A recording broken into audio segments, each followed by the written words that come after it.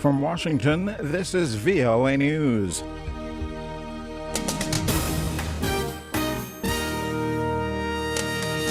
A UN report in South Sudan finds blame with rebels. More Ukrainian deaths reported near the Russian border. I'm Vincent Bruce reporting from Washington. A report from the UN mission in South Sudan says South Sudanese rebels are to blame for the massacre of more than 300 civilians in the Unity State capital of Bentiu last April.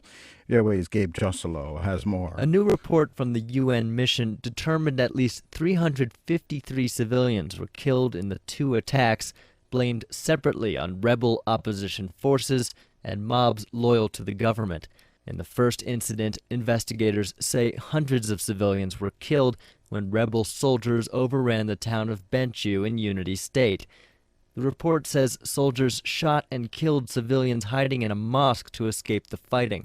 2 days later, in an apparent retaliation for the Bentiu attack, a mob armed mostly with sticks, machetes, and iron bars stormed a UN base in the town of Bor in Jonglei State, killing at least 47 displaced people who had taken refuge there. Gabe Joselo, Nairobi.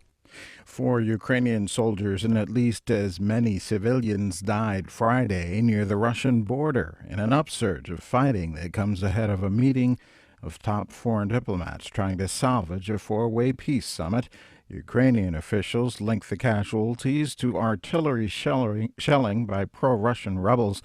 Kiev also tied the surge to new supplies of weaponry allegedly provided this week by Russia under the guise of humanitarian aid.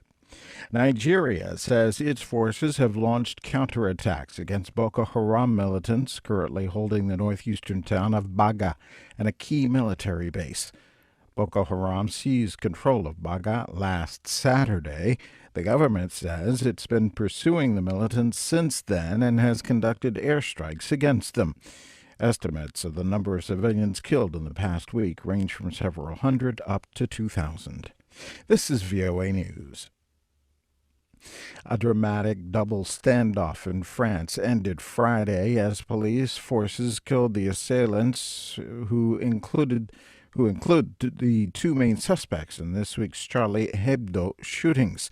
For VOA, Lisa Bryant has more from the French capital. Police launched the double assault late Friday afternoon, killing the assailants in both locations. Near the Charles de Gaulle airport north of Paris, police shot dead Sherif and Said Kouachi, who had been holed up at a printing house all day. The brothers are prime suspects in Wednesday's shooting deaths of 12 people at the Charlie Hebdo magazine in Paris. Lisa Bryant for VOA News, Paris. Western and Yemeni officials say one of the 2 brothers who carried out Wednesday's deadly attack on the French satirical newspaper trained with al-Qaeda's branch in Yemen a few years ago. American, European, and Yemeni sources close to the investigation say Said Kouachi traveled to Yemen in 2011 to train with al-Qaeda in the Arabian Peninsula, or AQAP.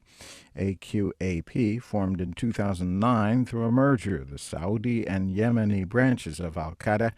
It's one of the network's most active and lethal affiliates. The U.S. House of Representatives has passed legislation approving the construction of a controversial oil pipeline. VOA's William Gallo says the move followed a key court ruling that removes a major obstacle to the long-delayed project. Friday was the 10th time since 2011 that the House has passed a bill approving the Keystone XL oil pipeline.